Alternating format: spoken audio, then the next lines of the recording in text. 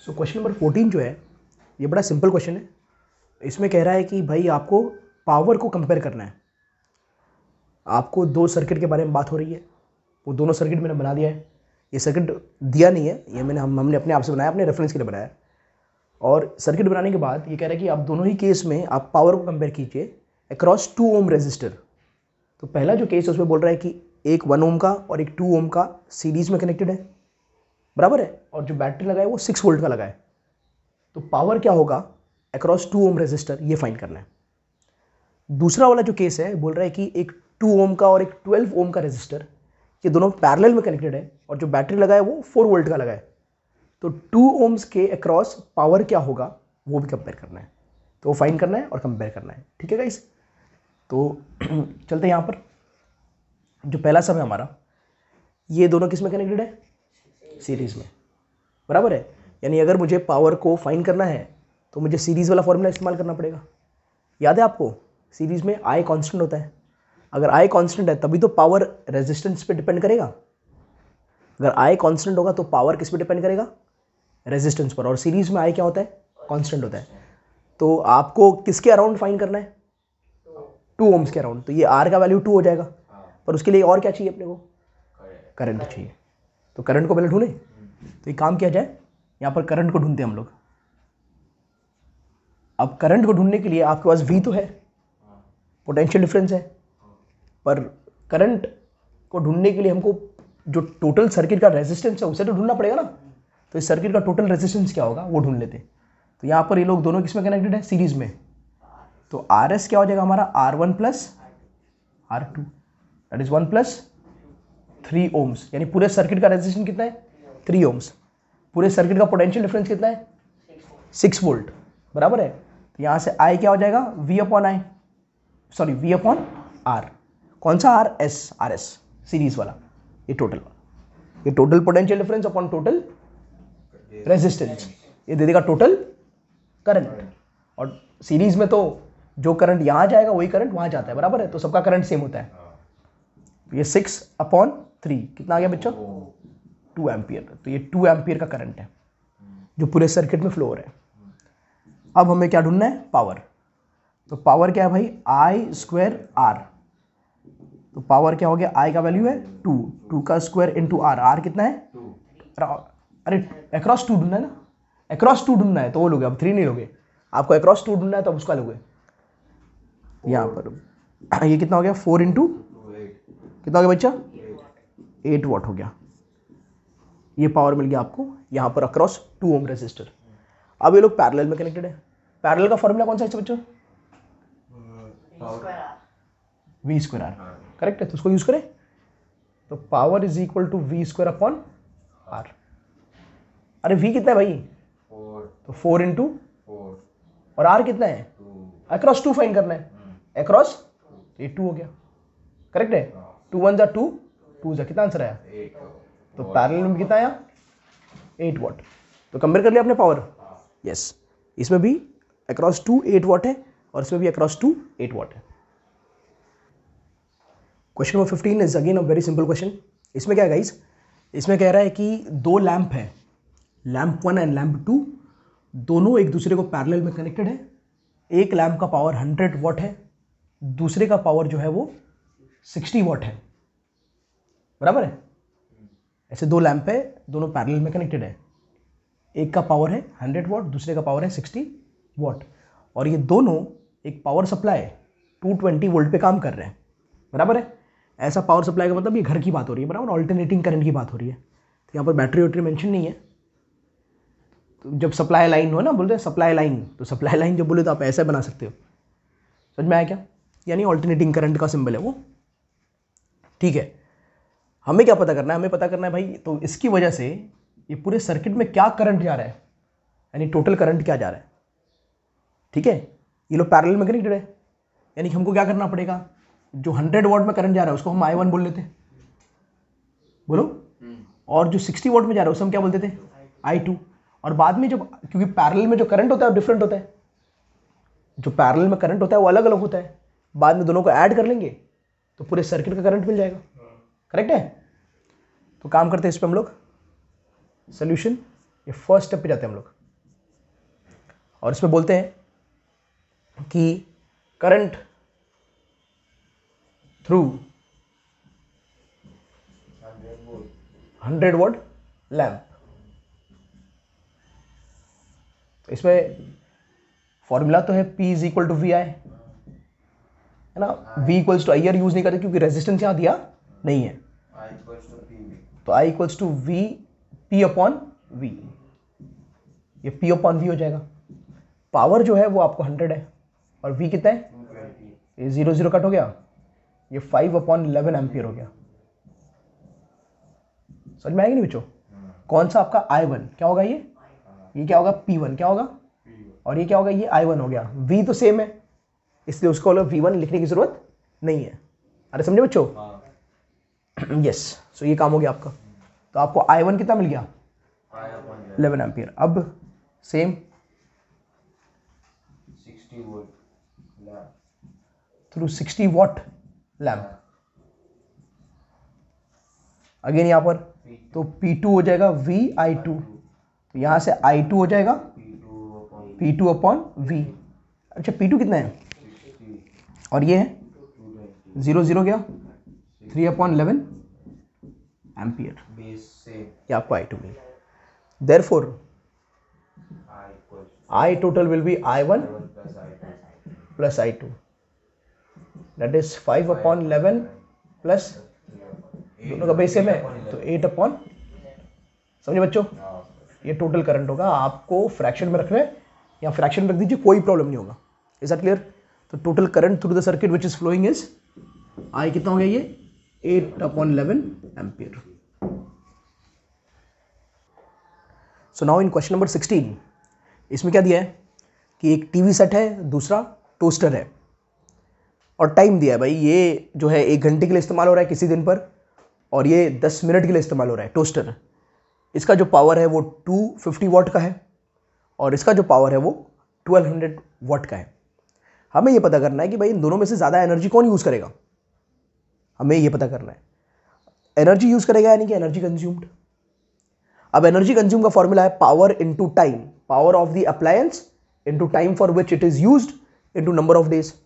यहां पर number of days mention नहीं है, यानी कि डे क्या है, 1 डे, सिर्फ 1 डे में कंपेयर करना है। तो power of the appliance into time कर दोगे। अब यहां पर प्रॉब्लम यह है कि पावर जो है या तो वॉट में हो सकता है या तो किलोवाट में हो सकता है, ये दो चीज हमें रखना है। टाइम जो है या तो सेकंड में रख सकते हो या तो आवर में रख सकते हो। तो अगर पावर को किलोवाट में, टाइम को आवर में रखोगे तो आंसर आपका यूनिट में आएगा, यानी कंपैरिजन आप किसमें करोगे, यूनिट में, जिसको हम किलोवाट आवर भी बोलते हैं। अगर आपने पावर को वॉट में रखा, टाइम को सेकंड में रखा, तो आपका आंसर जूल में आएगा, यानी कंपैरिजन आप जूल्स में करोगे। आई बात समझ में? तो it is completely your choice, ये आपको करना कैसे, यहां पर कोई प्रॉब्लम नहीं है। अब एक, अच्छा ये बिल्कुल मत करना है, एक को यूनिट में लेके चला जाना, एक को जूल्स में लेके चला जाना, ठीक है? तो जूल्स वाला अपने आप जीत जाएगा। तो जब आप कंपेयर करोगे कोई भी चीज़ को तो आप सिस्टम ऑफ यूनिट सेम रखो। समझ में आया क्या? चलो ठीक है। तो किस में करना है आपने? नहीं, कंपेयर किस में करना है? तो energy consumed by TV, energy consumed by TV, ये फाइंड करते। तो भाई for this we require power of TV into time of TV. Number of day 1 है तो वो लिख नहीं रहा हूं। पावर ऑफ टीवी जो है वो 250 वॉट है, टाइम जो है वो आवर्स में है। आपने बोला कि आपको किस में कंपेयर करना था, जूल्स में, बने ना आपको जूल्स में, तो टाइम किस में होना चाहिए, सेकेंड्स में कर दो। अब 1 घंटा जो होता है वो 1 इंटू, और आवर क्या होता है 60 इंटू 60, अब ये सेकेंड में कन्वर्ट हो गया। समझ में आया क्या? तो 60 इंटू 60 करना पड़ेगा यहाँ पर। अब आप इन सबको मल्टीप्लाई कर दोगे, ठीक है? तो ये 25 इंटू 36, 25 इंटू 6 6 36, और कितने और जीरो, 3 जीरो, ऐसे कर सकते। अब 25 इंटू 36 क्या होगा, 900, ये हो गया आपका 900, और ऊपर से और 3 जीरो। अरे ठीक है, तो इसको आप 9 इंटू 10⁵ जूल्स बोल सकते हो। जूल्स में किया ना आपने, इसको पावर को आपने वॉट में रखा, टाइम को आपने सेकंड्स में रखा, तो ये इतना एनर्जी कंज्यूम कर रहा है। आगे समझ में? अब दूसरी कंपैरिजन किससे करते हैं? Energy consume by toaster. अब टोस्टर का देख लेते हैं, एनर्जी कंज्यूम्ड बाय, अब इसकी एनर्जी कंज्यूम फाइन कर लेते हम लोग। तो इसका भी होगा वही चीज, पावर इनटू टाइम। पावर क्या है भाई उसका? 1200 ये 1200 है, इनटू टाइम क्या है? मिनट में। आपको जूल्स में फाइन करना है, तो टाइम को किस में करना पड़ेगा? तो 10 का 10 और मिनट की जगह क्या गया? 60, ये कन्वर्ट हो गया सेकंड में, 100 तो 600 बोल सकते हो, बराबर है। व्हाट इज 12 6 72 और दो और दो जीरो, 4 0 अरे बराबर बच्चों, यस, एक और और 0 है ना, दो और दो, यस 4 0, करेक्ट है। यानी ये क्या हो जाएगा आपका?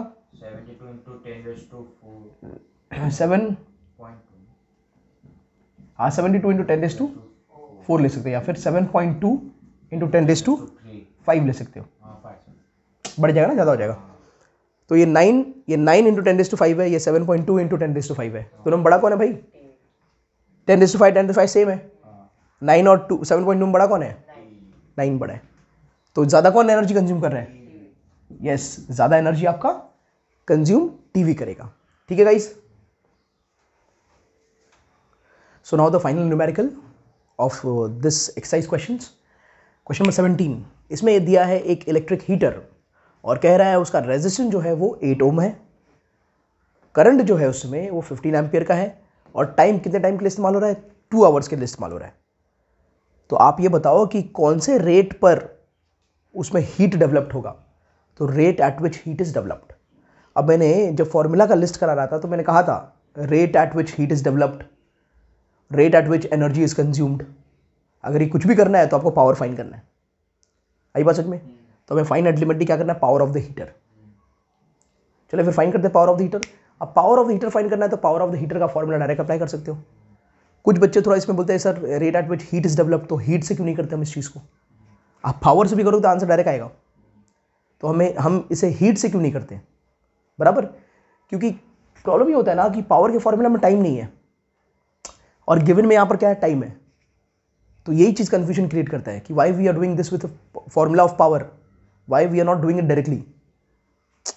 तो मैं ये हीट से भी कर देता हूँ, पावर से भी कर देता हूँ, हम इसमें मतलब दोनों का इस्तेमाल कर लेते हैं, चलेगा?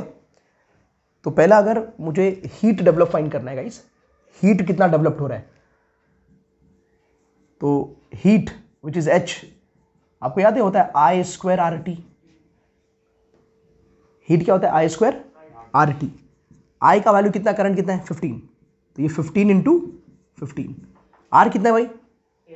8 है, और टाइम कितना है? 2 आवर्स। लेकिन ये ऐसा सिस्टम में नहीं है, तो इसको सेकंड्स में कर दें, तो 2 इंटू 60 इंटू 60 कितना हो जाएगा भाई? 7200। अरे बराबर है। तो कितना हो जाएगा आंसर? ये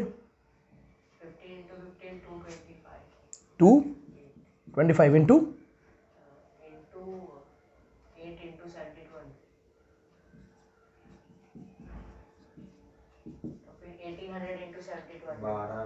12,960 12,960 और लिखो 12,960 12,9 60 और 30 और 3 0 बराबर है। ओके, और क्या फाइंड करना है हमें? पावर। ये तो हीट हो गया, जूल्स में हुआ ना, ये जो हीट फाइंड हुआ किसमें हुआ है? जूल्स में, करेक्ट है। अच्छा, तो पावर क्या होगा? हीट अपॉन, यस, पावर हो जाएगा हीट अपॉन टाइम। तो ये 9640 अपॉन टाइम। अगर ये जूल्स में है तो टाइम को भी सेकंड्स में करना पड़ेगा, तो अगेन वो 2 इंटू 60 इंटू 60। अरे बराबर है। मैं क्या बोल रहा हूँ गाइस, इतना बड़ा नंबर नहीं लाना है, एक काम करते हैं हम यहाँ पर चले जाते हैं वापस से, यहाँ पर चले जाते हैं। तो ये 15 इंटू 15 है, इंटू 8 है, और 2 इंटू 60 इंटू 60, तो यही आया था। तो ये और कुछ नहीं है, 2 इंटू 60 इंटू 60 है अपॉन ये 2 इंटू 60 इंटू 60। अब ये पूरा क्या हो जाएगा, पूरा कैंसिल हो जाएगा। अब ये 15 15 225 इंटू 8 कितना आ जाएगा ये 1800 जूल्स। गाइस थोड़ा सा कॉम्प्लिकेटेड हो गया, लेकिन आप ये बात को समझो, ठीक है। ये एक तरीका है मतलब सम को करने का, कि आपने हीट फाइंड किया, आपने जूल्स में फाइंड कर लिया, बड़ा बहुत बड़ा नंबर आ गया, तो आप क्या कर सकते थे, आप यहीं पर उसको रोक सकते थे, या फिर यहां पर रोक देते, ये वाला स्टेप नहीं करते। ये वाला स्टेप आप मत करो, मतलब I would advise that you should not do this step, just let it be like that only. ये यहाँ तक छोड़ दो आप और बोलो ये जूल्स में, ठीक है। यहाँ पर रुक गया आप, फिर ये वाला स्टेप रब कर दो और बोलो ये भाई ये 225 इंटू 8 इंटू 2700 है। अब ये पूरा और ये 27 पूरा 00 पूरा कैंसिल हो जाएगा, तो आपका एक्चुअल आंसर 225 इंटू 8 बचेगा, दैट इज 1800 जूल्स। अब पावर का फॉर्मूला, कोई भी एक पावर का फॉर्मूला इस्तेमाल करते हैं। पावर क्या होता है गाइस, एक वी स्क्वायर अपॉन आर होता है। यहाँ पर वी नहीं है, चलो छोड़ो, नेक्स्ट बोलो। आई स्क्वायर आर भी तो होता है पावर, हाँ तो बोलो आई का वैल्यू कितना है 15, तो 15 इंटू और आर कितना है 8, कितना आ जाएगा। तो ये भी आपको आसान लगा होगा। एक और पावर का फॉर्मूला है ना वी आई, अगेन वी नहीं है, समझ में आया कि नहीं। तो ये इस्तेमाल नहीं कर पा रहे हम लोग, वी नहीं है, वो वी आई वाला इस्तेमाल नहीं कर रहे हैं, वी नहीं है, तो ये वाला इस्तेमाल कर रहे हैं, ये वाला इस्तेमाल कर रहे हैं, आपका आंसर इतना आ जा रहा है। तो एक ये का मेथड है और एक ये मेथड है, आपको जो पसंद आ रहा है उससे कर सकते हो। बस आपको समझना ये है कि rate at which heat is developed और rate at which heat is generated, सबका मतलब होता है पावर। तो आपको अगर समझ में आ गया है तो ये मेथड कर दीजिए। लेकिन क्या होता है भाई, फिर टाइम क्या दिया है, यू पीपल स्टार्ट थिंकिंग कि ये फिर टाइम क्यों दिया है, समझ में आएगा। तो टाइम को लेकर इस्तेमाल करना है तो ये लीजिए, और देख ही रहते आप टाइम और टाइम कैसे कैंसिल हुआ। तो अननेसेसरी कॉम्प्लिकेटेड क्यों करने का, आप डायरेक्ट ऐसा इस्तेमाल कर लो।